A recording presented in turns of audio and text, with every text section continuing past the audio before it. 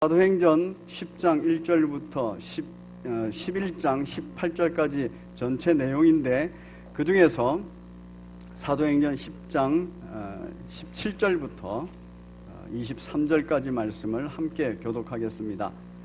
사도행전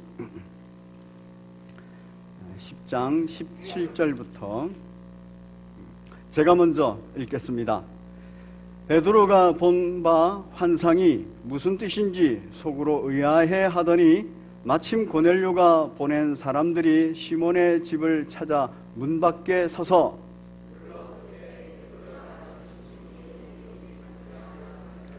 베드로가 그 환상에 대하여 생각할 때에 성령께서 그에게 말씀하시되 두 사람이 너를 찾으니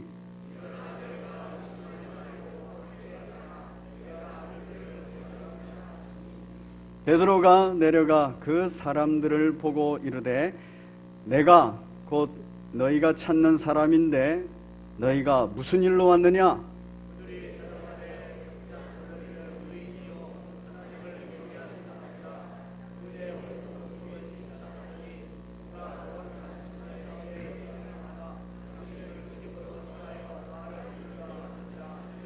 우리 함께 읽습니다. 베드로가 불러들여 유숙하게 하니라. 아멘.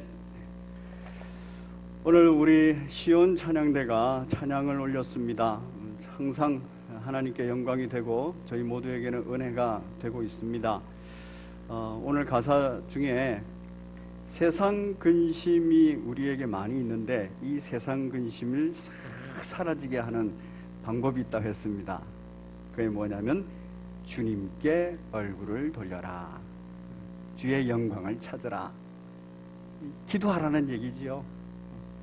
주님께 얼굴을 돌리고 기도하면서 주의 영광을 구할 때 세상의 모든 근심, 염려, 두려움조차도 다 사라질 줄로 믿습니다. 성경은 세상에 관하여서 정의 내립니다. 고난과 환난의 연속이다. 큰 환난 속이다. 이렇게 정의를 내립니다. 광야 같은 인생길이다. 이렇게 정의를 내리고 불이 섞인 유리바다 같은 그 고통의 과정들이 지나가는 곳이다. 그렇게 말을 합니다. 세상이 항상 좋고 행복하고 기쁘고 이런 거 아닙니다. 오히려 세상을 살아갈 때에는 어떤 불행의 요소들도 많고 힘겨운 점들도 많습니다. 연배가 올라가면서 주변에 대한 책임감이 더 커지는 사람들은 그 무게가 더해갑니다. 바로 가정의 가장도 그러하고 또 공동체 지도자들도 그러합니다. 우리 하나님께서는 이 모든 세상이 죄 가운데서 고통하는 것을 아시고 우리들에게 그걸 견디고 버티고 이겨낼 수 있는 방법을 온 우주 만물에 심어 놓으셨습니다. 그래서 그거를 지혜자들이 알고 그거를 또한 행하는 사람들이 경험을 하게 하십니다. 제가 아는 어른 권사님 한 분이 있습니다. 이 권사님은 며느리가 직장을 다니기 때문에 집안일을 다 하세요. 그리고 손주들까지도 다 키우시고, 그리고 교회 일도 항상 모든 공예배에 출석하시고 기도의 자리에 나가십니다. 굉장히 바빠요. 그런데 이분 댁에 가면은 베란다에 화초가 가득합니다. 큰 화초부터 아주 요만한 화분에 있는 조그만 화초까지도 아주 다양하고 많아요. 보면 참 예쁩니다.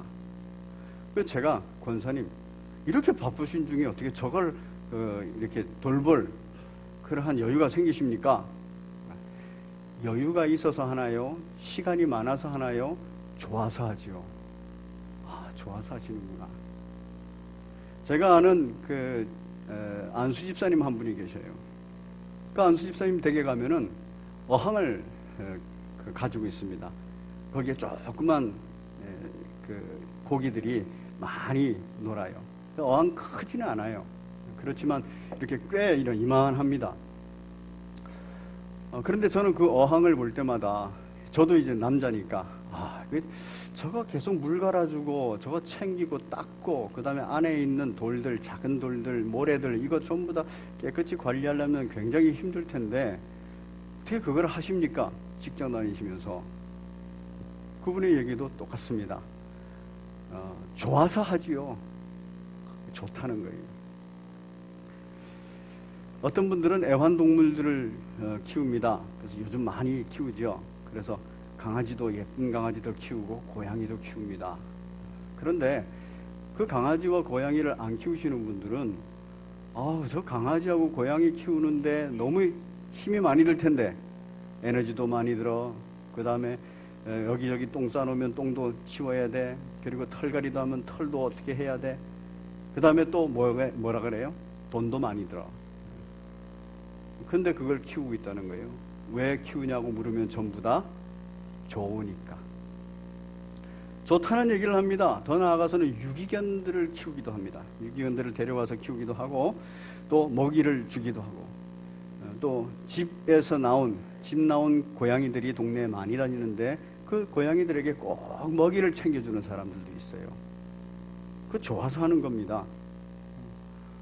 왜 좋을까요? 왜 그걸 하고 싶을까요? 기쁨이 있어서 그래요. 화초를 키울 때도 기쁨이 있고 어항에 물고기들을 보면서 기쁨이 있어요. 그리고 애완동물을 기르면서 기쁨이 있고 또 유기견을 돌보면서 또 집 이런 고양이를 돌보면서 기쁨이 있어요. 이 기쁨이라는 놀라운 비밀이 거기에 있는 겁니다. 우리의 삶의 자리가 참으로 힘겹고 또 고달프고 정신없이 분주해도 기쁨이라는 게 있으면 견디고 버텨냅니다. 그리고 결국 이기는 자리에 갑니다. 사노 요코라고 하는 일본 작가가 있습니다. 그 작가는 어쩌면 좋아요라는 그 책을 썼는데 그 책에 이런 말이 있습니다. 제목이 그때그때의 기쁨. 사람은 어떤 불행이 닥쳐와도 작은 기쁨이 있으면 살아갈 수 있다. 작은 기쁨을 많이 발견하는 것은 살아가는 데 꼭 필요한 비결임에 틀림이 없다. 여러분 공감하십니까? 지금 이 얘기는 큰 기쁨이 있으면 좋다 이런 얘기가 아니에요. 즉 기쁨은 정도의 문제가 아니라 빈도의 문제라는 겁니다. 작은 기쁨이 자꾸 있는 것이 좋다는 거예요. 작은 기쁨이 항상 지금 있는 것이 이 땅을 살아갈 수 있는 힘이 된다는 겁니다. 여러분, 지금 저희가 살펴봤던 화초 키우기, 어항의 물고기 키우기, 애완동물, 유기견, 그리고 유기고양이 이런 모든 것들은 뭡니까? 생명과 관련되어 있는 거예요. 생명을 돌보고 그 생명이 돌봄을 받으면서 변화와 그리고 성장과 성숙이 일어나는 것을 보면서 굉장히 기쁘다는 것입니다. 생명을 돌보는 일 중에서 참 고달프고 힘겹지만 기쁜 일이 있습니다. 의사들 있죠. 그런 얘기 하지 않습니까? 의사 되는 것은 싫고 의사 남편이나 의사 마누라 되는 건 좋다.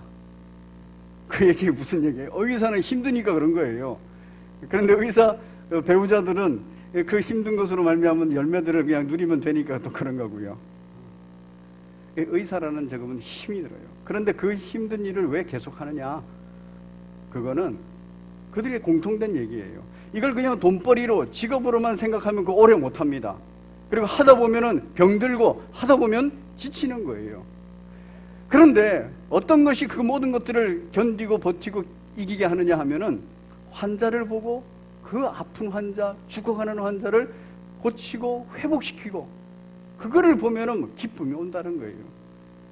특히 불가능한 수술이다. 이건 죽을 지경에 있는 그 사람이다. 근데 수술을 해서 성공하려면 그 기쁨이 이루 말할 수 없다는 겁니다.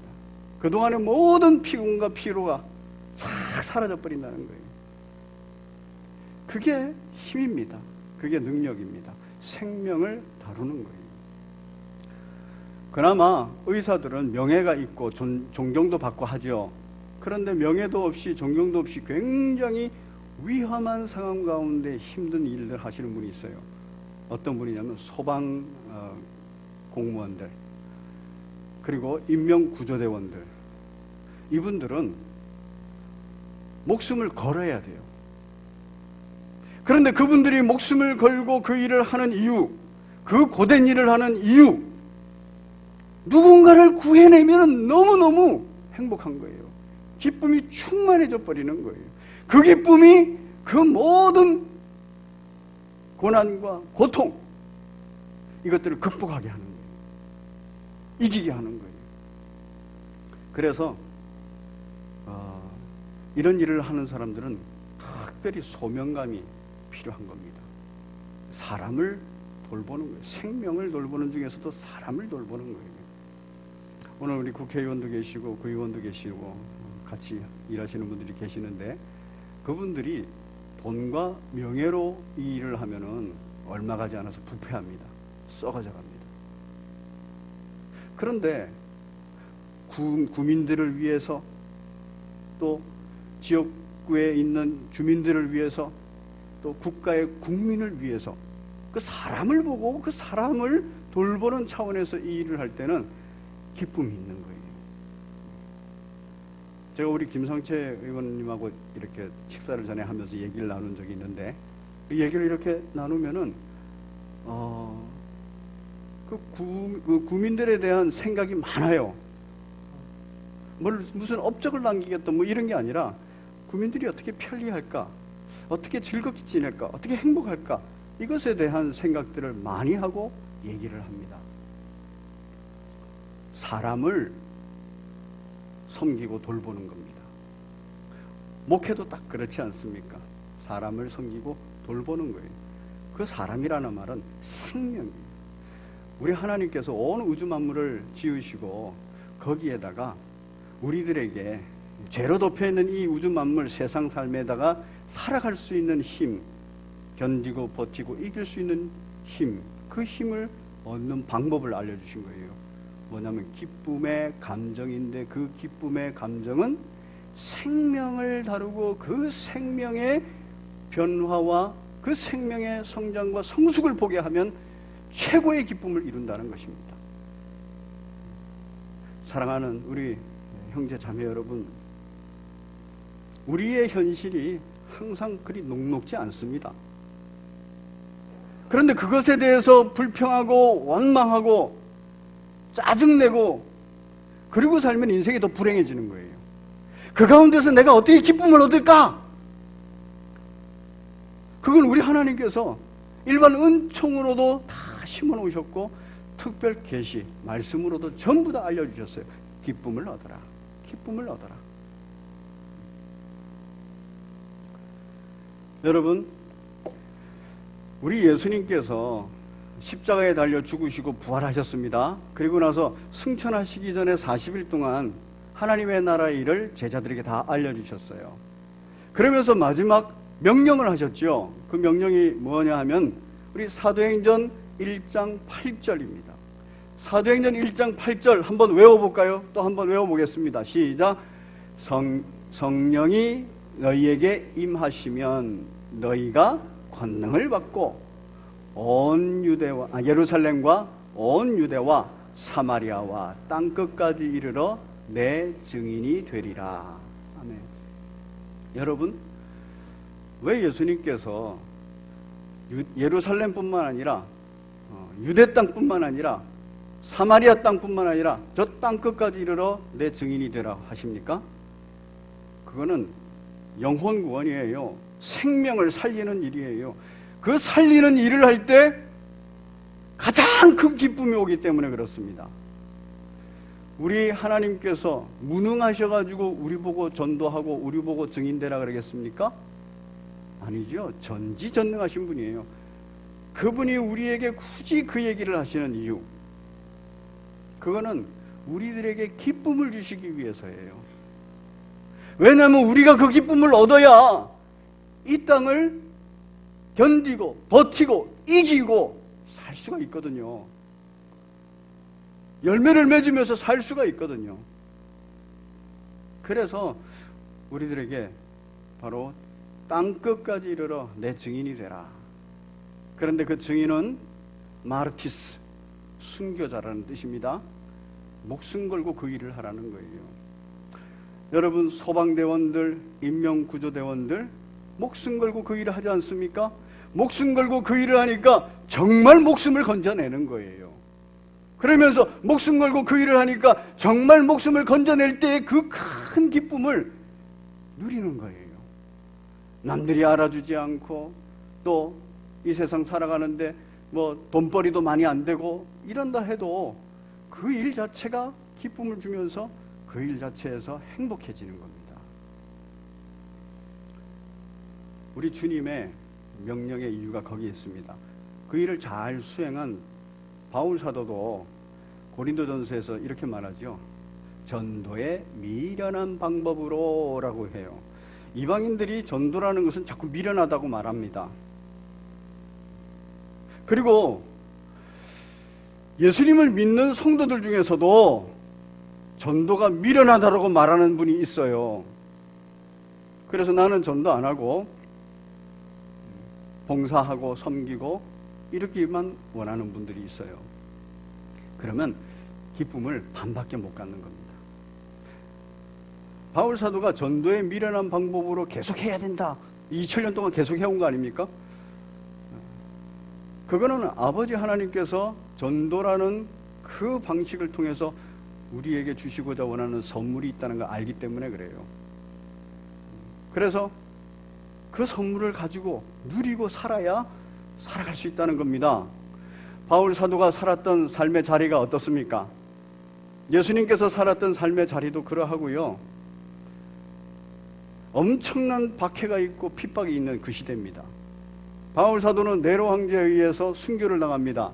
그 전부터 이미 유대인들에 의해서 로마 제국에 의해서 핍박은 계속됐지요.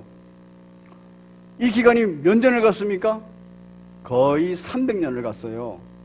313년에 기독교가 로마 제국에서 공인된 종교로 되기 전까지 계속 박해가 있었습니다. 10대 박해라 그러지 않습니까? 그런데 그 박해 기간 무려 300년을 어떻게 견디고 어떻게 버티고 어떻게 이겨냈을까요? 그거는 전도의 미련한 방법, 영혼 구원의 미련한 방법, 생명에 관한 미련한 방법. 그 세상은 미련하다 그러고 세속화된 사람들도 미련하다 그러는데 그 방법을 계속 해온 거예요. 그러니까 하나님께서 부어주시는 기쁨이 그걸 다 견디고 버티고 이기게 한 겁니다.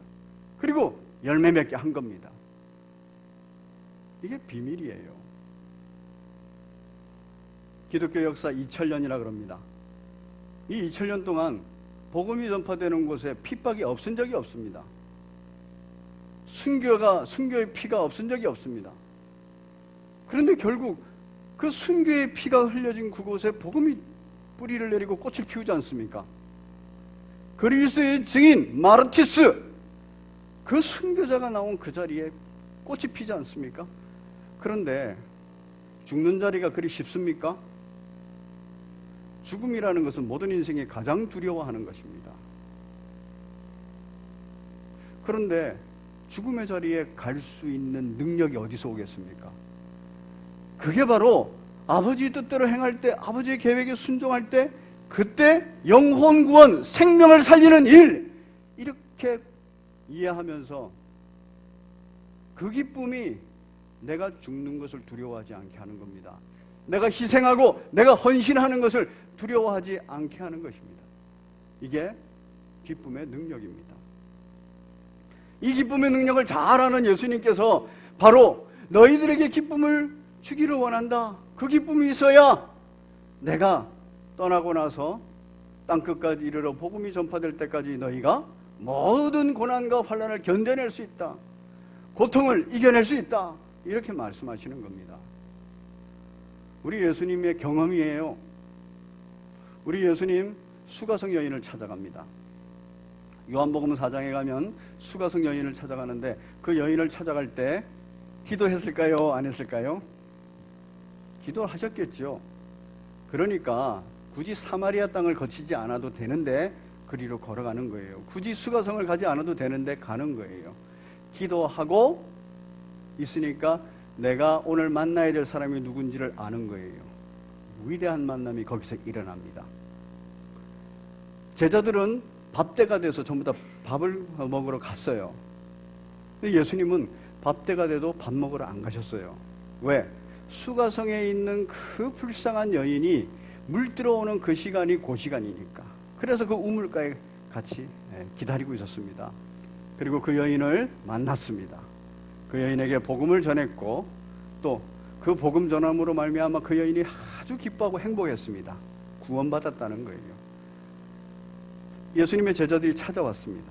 예수님 시장하시죠? 먹을 거리를 가져왔습니다. 좀 드시죠. 그러니까 예수님께서 뭐라 그래요? 나는 너희들이 알지 못하는 양식을 이미 먹었다. 아니 우리 몰래 무슨 다른 양식이 있나? 예수님께서 말씀하셨죠. 우리 요한복음 4장 같이 한번 읽어보겠습니다. 요한복음 4장 34절입니다. 시작. 예수께서 이르시되 나의 양식은 나를 보내신 이의 뜻을 행하며 그의 일을 온전히 이루는 이것이니라. 이 아버지의 뜻을 행하는 것, 아버지 보내신 그 뜻을 행하는 것, 그게 내 양식이구나. 양식을 먹을 때 기쁨이 오지 않습니까? 그러면서 하시는 말씀이죠. 35절 시작. 너희는 넉 달이 지나야 추수할 때가 이르겠다 하지 아니하느냐? 그러나 나는 너희에게 이르노니 너희 눈을 들어 밭을 보라. 희어져 추수하게 되었도다. 그러면서 추수를 하기를 원해요.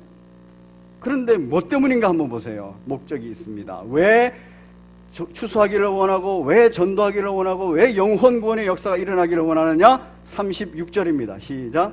거두는 자가 이미 삭도 받고 영생에 이르는 열매를 모으나니 이는 뿌리는 자와 거두는 자가 함께 즐거워하게 하려 함이라.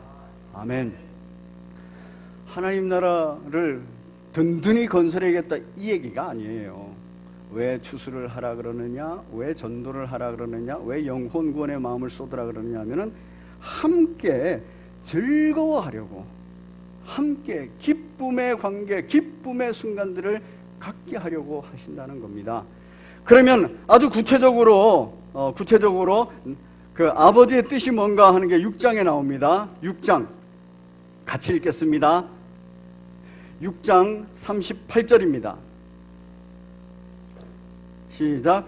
내가 하늘에서 내려온 것은 내 뜻을 행하려 함이 아니요 나를 보내신 이의 뜻을 행하려 함이라. 39절 시작. 나를 보내신 이의 뜻은 내게 주신 자 중에 내가 하나도 잃어버리지 아니하고 마지막 날에 다시 살리는 이것이니라. 살리는 것이라는 거예요. 생명과 관련되어 있다는 얘기입니다. 그게 아버지의 뜻이고 그 아버지의 뜻을 수행할 때 기쁨이 오고 기쁨이 충만하니까 이게 내 양식이 돼서 배가 부르다는 거예요. 우리 어르신들이 한 번씩 이런 얘기 하십니다.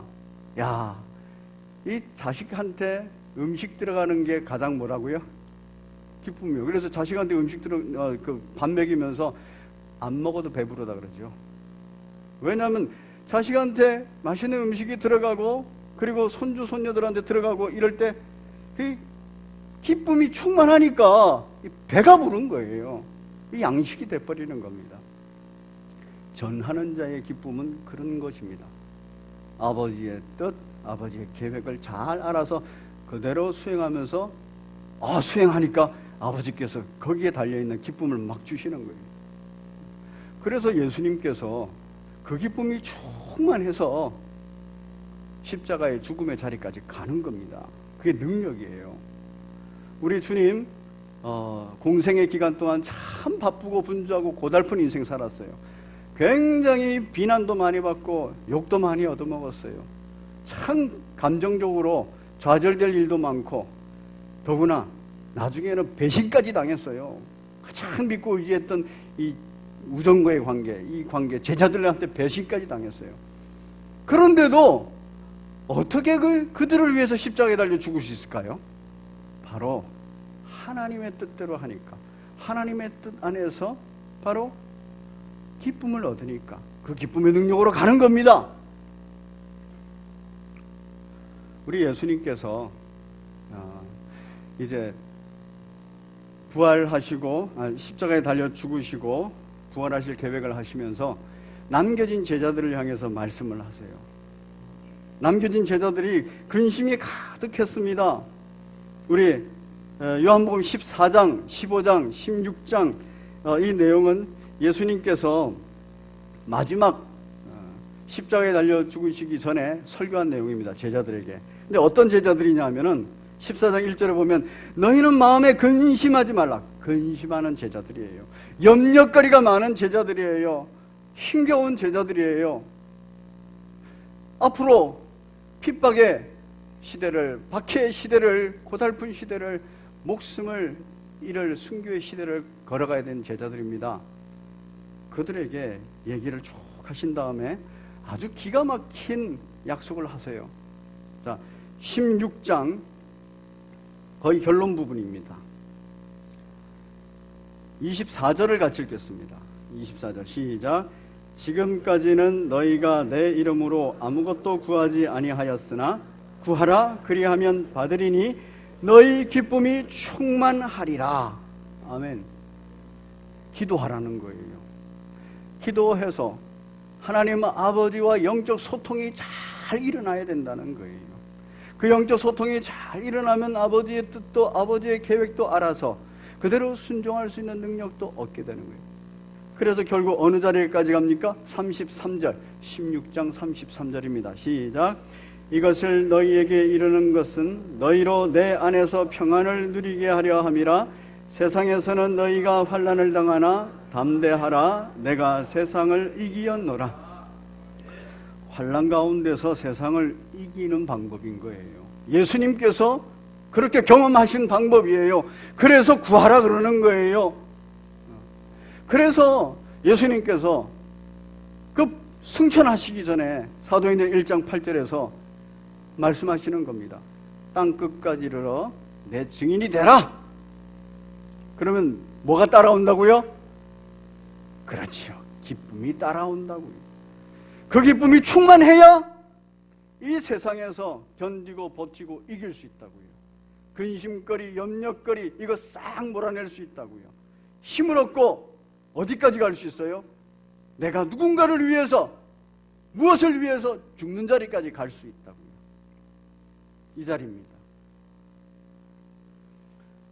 예수님께서 어떻게 이렇게 잘 알고 계셨을까요? 그냥 예수님이니까? 아니죠. 우리 예수님은 항상 기도하셨죠. 새벽마다 항상 기도하셨어요. 하나님과 영적 소통을 이루었어요. 마지막에 정말 힘겨운 자리, 십자가를 지는 그 자리에서도 우리 예수님은 겟세마네 동산에 올라가셔서 기도하셨어요. 하나님께 물었고 하나님의 답을 기다렸어요. 하나님과 영적 소통을 했어요.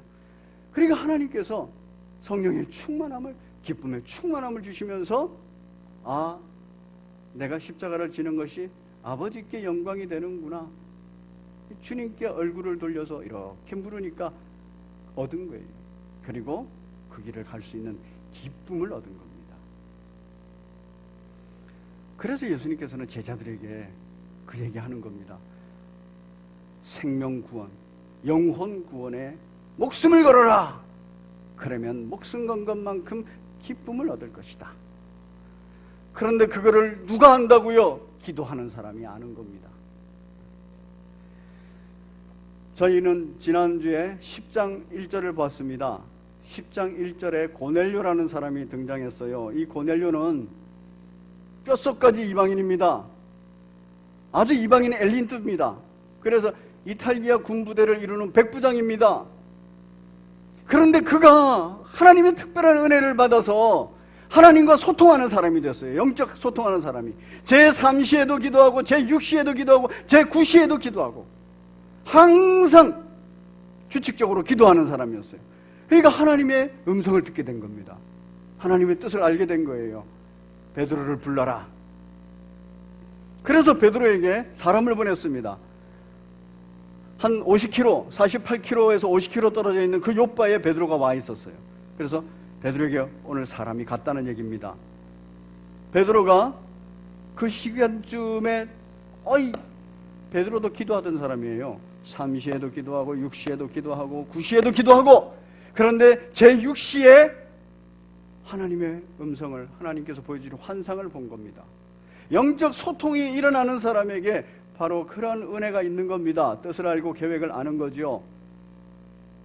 그래서 그 환상을 봤는데 먹지 말라 구약에서 그렇게 정한 음식을 먹으라는 거예요. 우리 하나님이 깨끗게 하셨으니까 먹으라는 거예요. 그걸 먹어야 되는가 고민하고 있는데 이게 무슨 뜻인가 싶었어요. 근데 천사가 나타났다 그러죠. 그래서 가이사라로 가라 그렇게 말했습니다. 여러분, 가이사라는 도시가 어떤 도시일까요? 사도행전 9장을 보면은 복음이 전파되면서 예루살렘에도 교회가, 그리고 온 유대 땅에도 교회가, 그리고 사마리아 땅에도 교회가 건립이 됐어요. 든든히 성장해 갔더라 이렇게 되어 있습니다. 남은 곳은 어디입니까? 땅끝이에요. 그런데 10장 1절에 딱 보면은 그 고넬료가 살던 곳, 그곳이 어디냐면 가이사라입니다. 우리 지도 한번 띄워주시겠습니까? 이 지도는 저 밑에 가이사라가 있죠. 예루살렘 위에 가이사라가 있습니다. 이 지도는 지금 바울 사도가 3차 전도여행을 다 마치고 예루살렘에 체포돼서 로마로 가는 백길입니다. 그런데 이 가이사라가 지중해에 딱 붙어 있어가지고 가이사라에서 직접 시돈으로 가서 배를 타고 쭉 그냥 로마로 가게 돼 있어요. 거기가 땅끝입니다. 그래서 하나님의 계획이 그대로 보이는 거예요. 그래, 온 유대와 사마리아와 땅끝, 사마리아까지 전부 다 교회가 든든한데 이제 땅끝에 교회가 세워져야 된다. 그래서 가이사라, 총독이 있는 그 가이사라에 바로 복음이 전파되는 겁니다. 그리고 20년쯤 후에 바울 사도가 그 일을 수행하는 겁니다. 하나님께서 하시는 일이에요.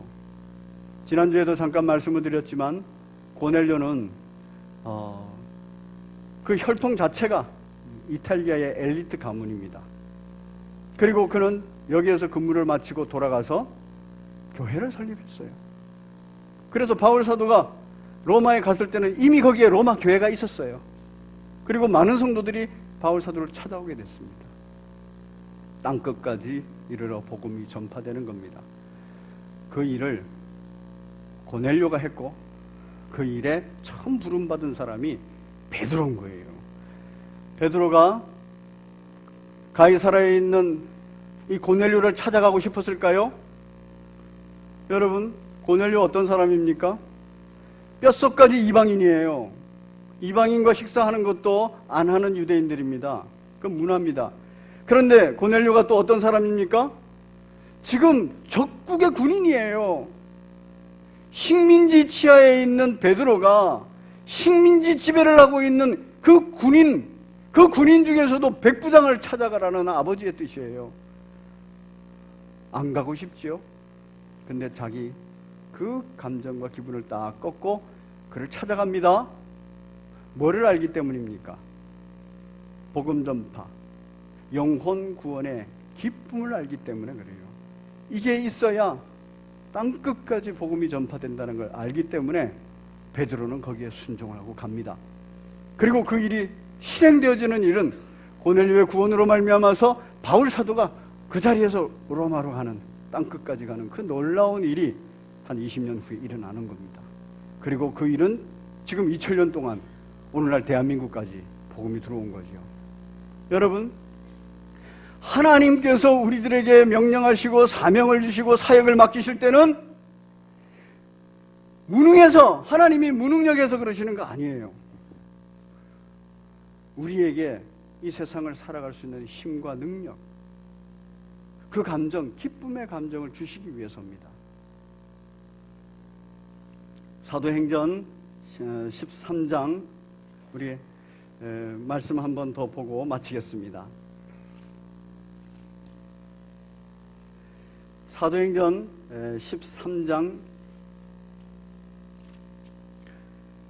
48절입니다. 이제 이방인들에게 13장부터 이방인들에게 복음이 전파되지요. 안디옥 교회를 중심으로. 자, 48절 시작. 이방인들이 듣고 기뻐하여 하나님의 말씀을 찬송하며 영생을 주기로 작정된 자는 다 믿더라. 영혼 구원의 역사가 일어나는데 그 영혼 복음이 전파되면서 이방인이 기뻐했다는 얘기입니다. 그런데 주의 말씀이 그 지방에 두루 퍼졌는데 50절에 이에 유대인들이 경건한 귀부인들과 그 신의 유력자들을 선동해서 바울과 바나바를 박해했다 이렇게 되어 있어요. 그 지역에서 쫓아냈다 이렇게 되어 있어요. 아니 이렇게 이방인들이 기뻐하고 좋아하면 인정해주고 그리고 격려해줘야 될 거 아닙니까? 그런데 오히려 박해했다. 그 이유는 45절에 유대인들이 그 무리를 보고 시기가 가득했다 그렇게 되어 있어요. 그런 공격이 들어옵니다. 그런데 이런 공격을 받으면 좌절하고 절망할 수도 있지 않습니까? 내가 아버지 뜻대로 행했는데 왜 하나님 아버지께서 이 일들이 형통케 쭉쭉 열어가지지 않습니까? 일이 잘 진행되지 않습니까? 이렇게 원망할 수 있어요. 그런데 바울 사도와 바나바는 전혀 그렇지 않습니다. 52절 같이 읽겠습니다. 시작. 제자들은 기쁨과 성령이 충만하니라. 이 일을 하고 나니까 박해도 그리고 고난행과 환난의 생활도 아무런 영향을 미치지 못하는 거예요. 오히려 더 기쁨이 충만하고 성령이 충만하다는 얘기입니다. 여러분, 아버지의 뜻입니다. 기도해서 하나님과 영적 소통을 하는 자만이 깨닫고 기도해서 하나님과 영적 소통을 하는 예수님, 바울 사도, 제자들 이런 사람들이 실제로 경험했던 일들을 2000년 후에 우리들에게도 그대로 말씀하고 계시는 겁니다. 저희가 기도할 때입니다. 여러분, 이 위대한 만남을 이루기 위해서 기도해야 될 사람을 이름을 쓰세요. 그리고 매일 하루에 3번 30분 이상씩 기도하자 결단하세요. 아마 기도하는 중에 이 말에 순종해서 기도하는 중에 이미 내게 큰 기쁨을 주실 줄로 믿습니다. 그리고 이 기쁨으로 말미암아 놀라운 그 다음 스텝이 일어날 줄로 믿습니다. 이 경험을 해야 돼요. 이 경험을 해야 우리의 영적 성장과 성숙이 일어납니다.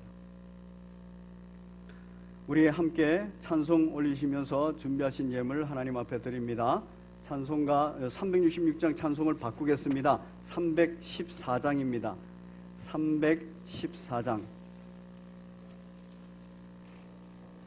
조금 빠르게 우리 함께 찬송 올리겠습니다.